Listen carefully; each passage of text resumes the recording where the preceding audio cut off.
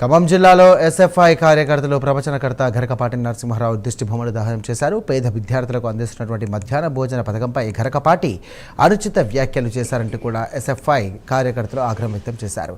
ఇక NST road నుండి కొత్త మున్సిపాలిటీ కార్యాలయం వరకు కూడా నిరసన ర్యాలీ నిర్వహించారు.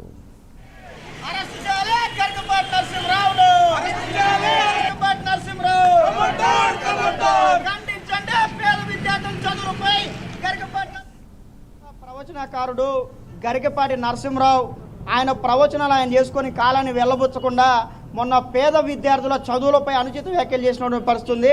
ఇవాళ గరికపాటి నరసింహరావు ఇంట్లో నుంచి డబ్బులు తెచ్చి ప్రభుత్వం పేద మధ్యతరగతి విద్యార్థులకు పాఠశాలలో మధ్యాహ్న భోజనాన్ని అందించడం లేదు, యూనిఫామ్లు పాఠ్య పుస్తకాలను అందించడం లేదు. ఇవాళ ప్రభుత్వం విద్యార్థులకు మధ్యాహ్న భోజనం కానివ్వండి, అదేవిధంగా యూనిఫామ్లు కానివ్వండి, పుస్తకాలు కానివ్వండి అందించాల్సినటువంటి బాధ్యత ప్రభుత్వం పైన ఉంది. అది విద్యార్థుల హక్కు.